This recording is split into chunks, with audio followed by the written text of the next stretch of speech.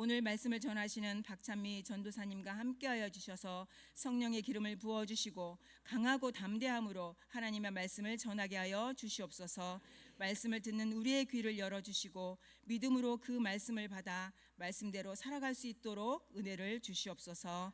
하나님께 드려지는 믿음의 예배가 영과 진리로 드려지며 오직 하나님께만 영광이 되기를 소망하며 우리를 구원하신 그리스도 예수의 이름으로 간절히 기도드립니다. 아멘.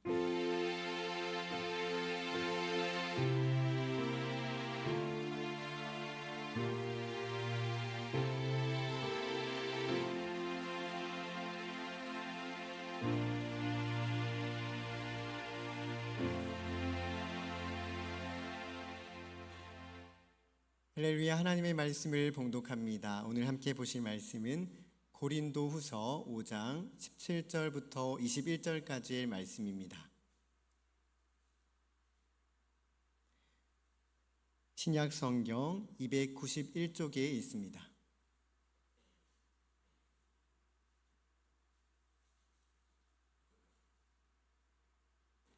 고린도후서 5장 17절부터 21절 다 찾으신 줄 믿고 17절부터 21절까지의 말씀을 함께 믿음으로 합독하겠습니다. 시작. 그런즉 누구든지 그리스도 안에 있으면 새로운 피조물이라. 이전 것은 지나갔으니 보라 새 것이 되었도다. 모든 것이 하나님께로서 났으며 그가 그리스도로 말미암아 우리를 자기와 화목하게 하시고 또 우리에게 화목하게 하는 직분을 주셨으니 곧 하나님께서 그리스도 안에 계시사 세상을 자기와 화목하게 하시며 그들의 죄를 그들에게 돌리지 아니하시고 화목하게 하는 말씀을 우리에게 부탁하셨느니라. 그러므로 우리가 그리스도를 대신하여 사신이 되어 하나님이 우리를 통하여 너희를 권면하시는 것 같이 그리스도를 대신하여 간청하노니 너희는 하나님과 화목하라. 하나님이 죄를 알지도 못하신 이를 우리를 대신하여 죄로 삼으신 것은 우리로 하여금 그 안에서 하나님의 의가 되게 하려 하심이라. 아멘. 이 시간 박찬미 전사님 나와주셔서 등가 교환의 법칙이라는 제목으로 하나님의 귀한 말씀 증거해 주시겠습니다.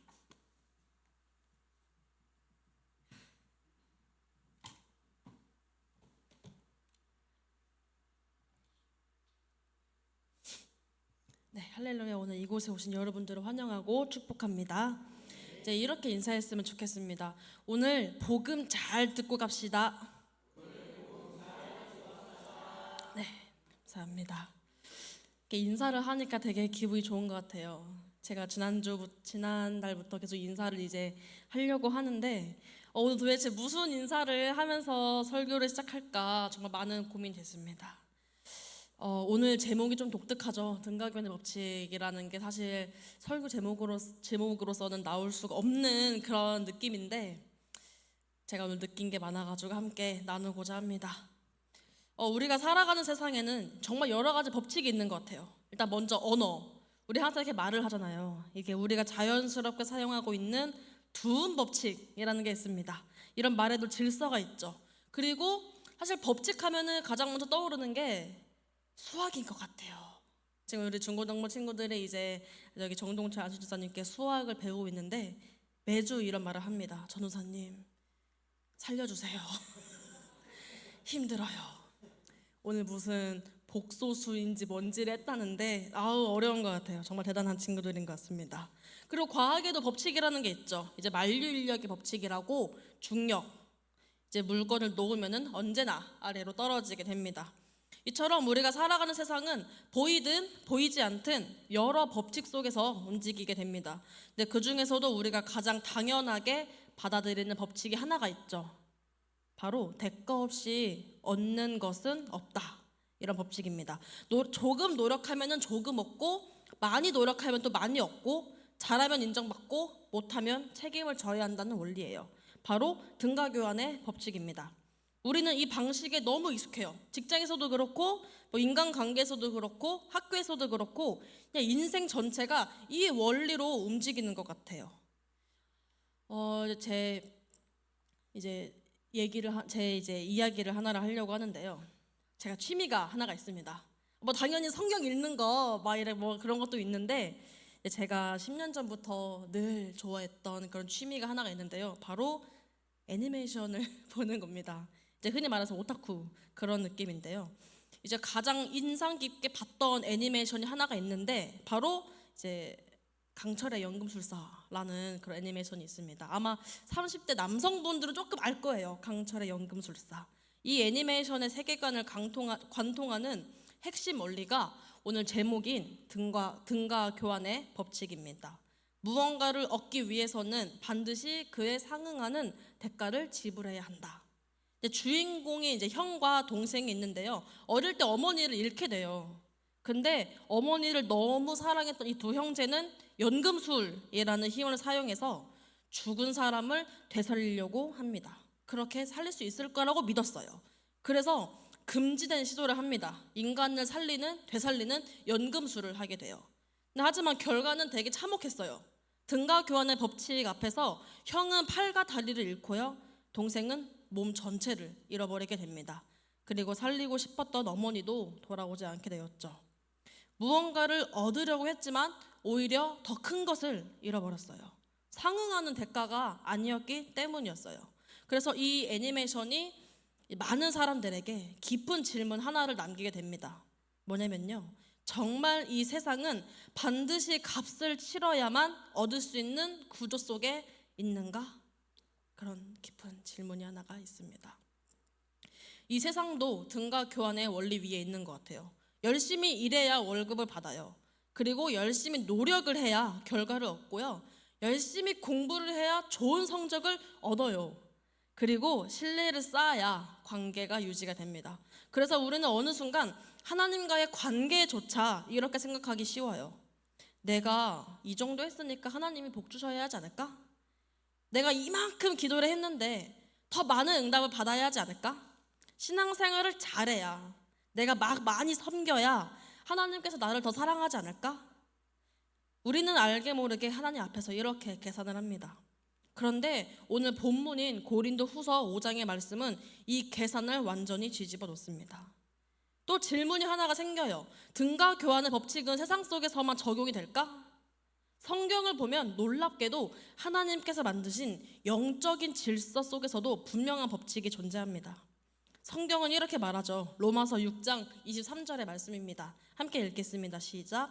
죄의 삭은 사망이요 하나님의 은사는 그리스도 예수 우리 주 안에 있는 영생이라. 아멘. 여기서 삭시라는 단어는 값, 대가, 보수를 의미합니다. 분명히 선언을 하죠. 죄는 반드시 대가가 따른다. 이것이 영적인 등가 교환의 법칙입니다. 죄를 지으면 아무것도 일어나지 않는 것이 아니라 죄의 결과가 반드시 따라온다는 거예요. 또 우리는 가끔 죄를 가볍게 생각하기도 해요. 시간이 지나면은 괜찮아질 거라고 여기고 아무도 모르니 문제가 없다고 생각합니다. 더 무서운 거는 내가 지은 죄가 죄인지도 모르는 거예요. 근데 그러나 성경은 얘기합니다. 죄는 반드시 값을 요구한다고. 하나님께서는 정말 사랑의 하나님이세요. 사랑이 너무 많은 하나님이세요. 근데 그러나 동시에 공의의 하나님, 거룩하신 하나님이시기 때문에 죄를 그냥 지나칠 수 없습니다. 근데 문제는 여기에 있어요. 이 법칙 앞에서 우리는 그 값을 감당할 수 있을까요? 없습니다. 우리는 그 죄의 값을 감당할 수 없는 존재예요. 살아오면서 한 번도 진짜 양심에 손을 얹고 한 번도 하나님 앞에서 완전했던 순간이 있었나요? 전 사실 없습니다. 생각으로, 말로, 행동으로 우리는 끊임없이 하나님을 떠난 선택을 해왔습니다. 또 성경은 이렇게 얘기합니다. 로마서 3장 23절의 말씀입니다. 함께 읽겠습니다. 시작. 모든 사람이 죄를 범하였음에 하나님의 영광에 이르지 못하더니. 아멘. 예외는 없어요. 누군가는 더 선해 보일 수 있고, 저 집사님은 뭔가 너 도덕적이야. 저 친구는 뭔가 되게 홀리해. 이렇게 보일 수 있어요. 그러나 하나님 앞에서는 모든 사람이 동일하게 죄의 대가를 져야 하는 그런 존재입니다. 등가 교환의 법칙대로라면 죄의 결과는 분명하죠. 사망. 여기까지가 인간이 서 있는 자리입니다. 근데 그렇다면 또 질문이 하나가 남아요. 되게 질문 많이 하죠. 제가 약간 물음표 갈고리 살인마라고 질문을 하는 걸 되게 좋아하는데 계속 이게 성경을 읽다 보니까 질문이 생기더라고요. 그렇다면은 이 영적인 등가 교환의 법칙 앞에서 과연 누가 그 값을 치를 수 있을까요? 우린 다 알고 있죠. 예수 그리스도입니다. 우리는 그 값을 절대로 내릴 수 없어요. 어떤 선행으로도, 어떤 노력으로도, 어떤 종교적인 열심으로도 그 죄의 값을 갚을 수 없습니다. 왜일까요? 또 질문을 하죠. 왜일까요? 이제부터 잘 살면 되지 않을까? 이제부터 내가 과거에 지은 죄들을 다 내려놓고 나 오늘부터 지금 이 시간부터 기도 많이 할 거야. 성경 많이 읽을 거야. 나 맨날 하나님 생각할 거야. 이렇게 하면 되지 않을까요? 하지만 죄의 문제는 앞으로의 노력으로 해결되는 문제가 아니에요.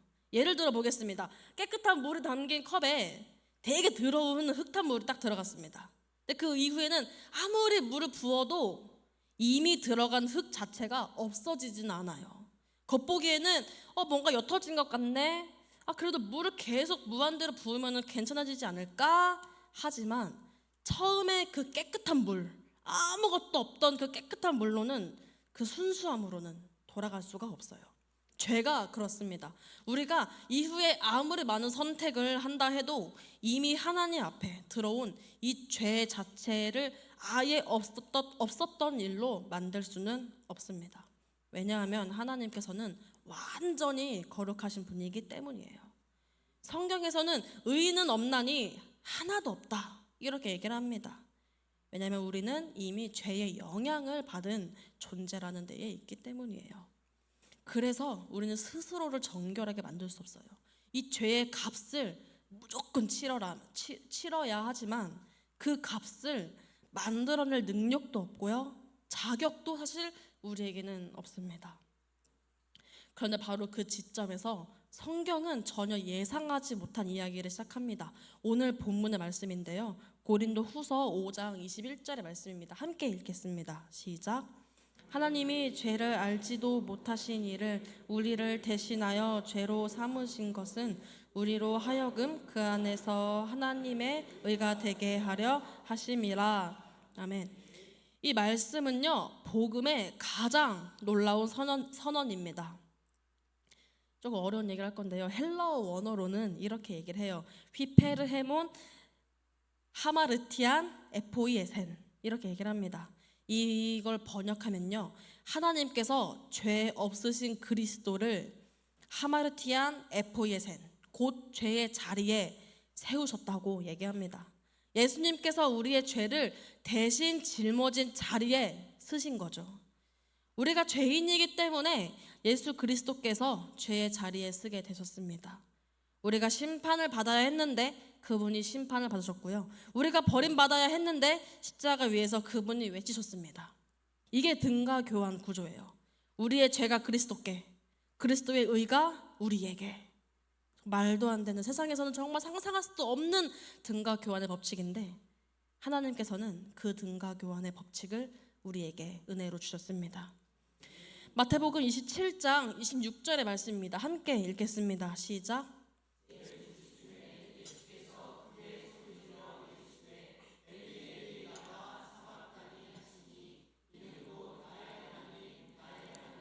어찌하여 나를 버리셨나이까. 아멘. 단순한 고통의 탄식이 아니에요. 육체적인 고통 때문에 이 말씀을 하신 것이 아니에요. 십자가의 가장 깊은 고통은 못 박힘이 아니라 하나님과의 단절입니다. 성경은 하나님과 죄가 함께 할 수 없다고 말해요. 예수님께서도 삼위일체 성자 하나님이시기 때문에 하나님께서 죄를 알지도 못하신 이를 죄로 삼으실 순간 예수님께서는 이렇게 말씀하셨습니다. 나의 하나님 어찌하여 나를 버리셨나이까. 그래서 예수님께서는 영원부터 누려오셨던 아버지와의 완전한 교제를 십자가 위에서 끊어진 것처럼 경험하세요. 예수님의 외침은 우리가 받아야 할 죄의 결과를 그분이 대신 담당하고 계셨다는 증거입니다. 우리가 하나님께 버림받지 않도록 그분이 버림받으신 거죠. 우리가 서야 할 자리에 그리스도가 서셨고 그리스도가 서 계시던 자리로 우리를 부르신 것입니다. 이것이 하나님의 등가 교환입니다. 하나님의 등가 교환은 내가 내야 할 값을 하나님께서 대신 지불해 준 것입니다. 우리가 드린 것은 사실 죄였어요. 우리가 드린 것은 불순종이었고 우리가 드린 것은 하나님을 떠난 그런 선택이었어요. 하지만 하나님께서 내어주신 것은 하나뿐인 아들이었습니다. 우리가 받아야 할 것은 죽음이었지만 하나님께서 주신 것은 생명이었습니다. 십자가는 인간과 하나님 사이에 이루어진 거룩한 교환의 자리입니다. 죄 없으신 분이 심판을 받으시고 죄인이었던 우리가 의롭다 함을 받게 된 사건, 이것이 바로 복음이고 우리의 생명입니다. 우리가 지금 보내고 있는 이 시간이 바로 사순절이죠. 사실 사순절을 기념해서 제가 계속해서 예수님의 부활과 십자가, 그 고통과 사건을 계속해서 묵상하고 있던 그 참에 사실 이 십자가의 이야기가 어떻게 보면은 되게 익숙하죠. 은혜도 용서도 구원도 우리가 지금까지 신앙생활을 하면서 사실 어떻게 보면은 귀에 딱지가 들 정도로 많이 들어온 이야기이기도 해요. 그래서 낯설지 않습니다. 익숙합니다. 아, 그랬구나. 예수님께서 40일 공생애부터 시작해가지고 막 많은 그런 기적을 또 행하시고 막 종려주일 막 주님 왕으로 오시옵소서 막 많이 들으셨죠. 저는 낯설지 않아요. 특히 부활 사건, 3일 만에 부활하신 사건은 되게 익숙해요. 근데 그 익숙함은 감사를 무디게 만듭니다. 그래서 사순절은 우리에게 질문합니다. 너의 구원이 어떤 값을 통해 이루어졌는지 알고 있느냐?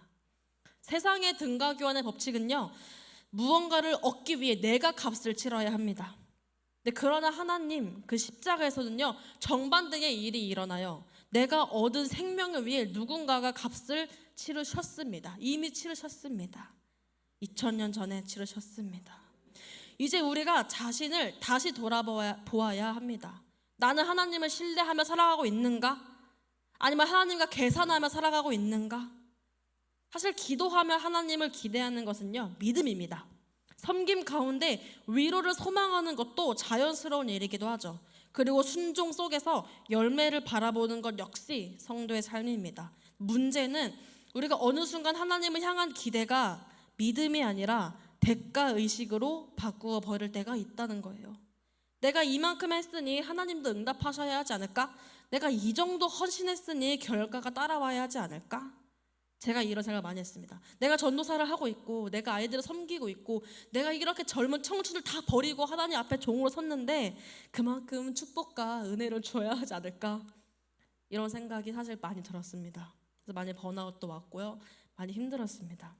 근데 그 순간 이런 마음이 들었습니다. 내가 하나님을 섬기고 있는 게 아니라, 내가 이 교회를 섬기고 있는 게 아니라, 내가 이 신앙을 하고 있는 게 아니라 하나님과 거래를 하고 있구나. 내가 이만큼 했으니 하나님 이 정도 해주세요. 이렇게 하고 있구나 라는 걸 깨닫게 되었습니다. 하지만 십자가는 선언합니다. 이미 계산은 끝났어요. 이미 값은 지불됐어요. 우리가 하나님께 무엇을 증명하기 위해 살아가는 존재가 아니라 이미 사랑받는 자리에서 살아가는 존재임을 십자가는 이야기를 합니다. 그래서 사순절은요, 결심의 계절 이전에 기억의 계절이라고 생각합니다. 좀 멋있는 말인 것 같아요. 사순절, 기억의 계절. 약간 가을 타는 것 같고 어떻게 이런 표현을 할 수 있을까 스스로에게 조금 칭찬을 했는데, 이게 무슨 의미냐면 뭔가 내가 하나님 앞에서 무엇을 더 하겠다는 그런 다짐보다 하나님께서 나를 위해 무엇이 이루어졌는지를 깊이 새기는 시간, 이게 바로 사순절의 의미라고 저는 이야기를 드리고 싶습니다. 그래서 십자가 앞에서 우리는 다시 깨닫습니다. 나는 하나님을 향해 올라가고 있었던 것이 아니라 하나님께서 이 나를 위해, 이 죄가 많은 나를 위해 내려오셨다는 사실을요. 그리고 우리는 그 등가교환 앞에 서 있습니다. 아무것도 내지 않았는데 생명을 받았고요. 나는 전혀 의롭지 않은데 의롭다 하심을 받았습니다. 그리고 나는 항상 하나님을 떠났는데 하나님께서는 계속해서 정말 끈질길 정도로 나를 다시 품으셨습니다. 이것이 사순절이 우리에게 묻는 질문입니다. 찬미야, 너는 누구야? 이 은혜를 알고도 이전과 똑같이 살아갈 수 있겠느냐? 이렇게 사순절은 우리에게 묻습니다. 그렇다면 하나님의 등가교환을 알게 된 우리는 이제 어떻게 살아가야 할까요? 사도 바울은 이렇게 권면합니다. 로마서 12장 1절의 말씀입니다. 함께 읽겠습니다. 시작. 그러므로 형제들아, 내가 하나님의 모든 자비하심으로 너희를 권하노니 너희 몸을 하나님이 기뻐하시는 거룩한 산 제사로 드리라. 이는 너희가 드릴 영적 예배니라. 아멘. 십자가를 통해 이미 값이 지불되었다면 우리의 신앙은 무엇을 더 얻기 위한 삶이 아니라 이미 받은 은혜에 응답하는 삶이어야 합니다. 첫 번째, 사실 제가 중고등부 이제 저번에 설교하면서 좀 따라하게 시켰어요. 그래서 똑같이 해보려고 합니다. 제 말을 따라해주시면 감사하겠습니다. 첫째, 이제 하나님과 거래하려는 신앙에서 벗어나요. 아멘. 감사합니다. 우리는 오랜 신앙생활 속에서 어느 순간 하나님과 보이지 않는 계산을 하기 시작합니다. 이 정도 헌신했으면, 이만큼 기도했으면은, 이렇게 잘 살아왔는데. 근데 그러나 십자가는 하나님과 우리의 관계가 거래로 끝나는 게 아니에요. 우리가 드린 것이 있어서 구원받은 것도 아니고 우리가 잘해서 사랑받는 것도 아닙니다. 이미 하나님께서 값을 지불하셨기 때문에 우리는 구원받게 되었고 또 하나님과 거래하려는 신앙에서 벗어나야 합니다. 또 성경은 이렇게 얘기하죠. 고린도전서 6장 20절 말씀입니다. 함께 읽겠습니다. 시작. 너 한 것이 되었으니 그런즉 아멘. 우리는 더 이상 값을 치르기 위해 살아가는 사람이 아니라 이미 값으로 사심을 받은 존재로 살아가는 사람들입니다. 둘째, 은혜를 가볍게 여기지 않는 삶입니다. 값없이 받았다고 해서 값싼 게 절대로 아닙니다. 우리에게는 은혜였지만 하나님께는 아들의 생명이었습니다. 여전히 우리는 죄를 가볍게 여기며 살고 있지 않는가요? 십자가를 알면서도 너무 익숙함 속에 살고 있지 않는가요? 은혜를 깊이 아는 사람의 삶은 달라집니다. 분명히 달라집니다. 억지로가 아니라 마음속에 정말 깊은 곳에서 우러나오는 그 감동으로 말미암아 감사가 우리의 삶으로 증명이 되고요. 그 증명된 삶이 이웃에게 또는 교회에서 또 세상을 바뀌는 힘을 우리는 가지게 됩니다. 셋째, 감사로 살아가는 신앙입니다. 이어지는 내용인데요. 하나님의 등가교환은 이미 받은 사랑 위에서 살아가는 삶입니다. 그래서 우리의 신앙은 바뀌죠. 기도는 응답을 얻기 위한 수단이 아니라 하나님을 만나는 시간이 되고, 예배는 의무가 아니라 은혜에 대한 고백이 되며, 순종은 부담이 아니라 사랑에 대한 반응이 됩니다. 저는 우리 소망교회가 이번 사순절이 무엇을 더 해내고 무엇을 더 하려는 시간이 아니라 이미 우리를 위해 이루어진 십자가를 깊이 바라보고 묵상하는 시간이 되기를 바라고 있습니다. 세상의 등가교환은 내가 값을 내고 얻는 법칙이죠. 근데 그러나 하나님의 등가교환은 하나님께서 값을 내시고 우리를 살리신 사건입니다. 그러므로 이번 사순절에 우리가 무엇을 드릴 것인가, 무엇을 더 섬길 것인가, 무엇을 더 보여줄 것인가, 이전에 우리를 위해 지불된 그 값을 기억하며 2000년 전 그 사건을 기억하며 살아가는 모든 성도님들이 되시기를 주님의 이름으로 축원합니다. 이 시간에 함께 기도하겠습니다. 우리는 여전히 하나님 앞에서도 개선하며 살아왔음을 고백합니다. 주님, 내가 한 것으로 인정받고 싶었고 내 노력으로 은혜를 얻으려 했습니다. 그러나 십자가를 통해 이미 모든 값이 지불되었음을 다시 깨닫게 하시니 감사합니다. 우리가 예수 그리스도께서 내가 서야 할 자리에 서 계셨음을 기억하게 하시고 그 은혜를 가볍게 여기지 않는 삶을 살길 원합니다.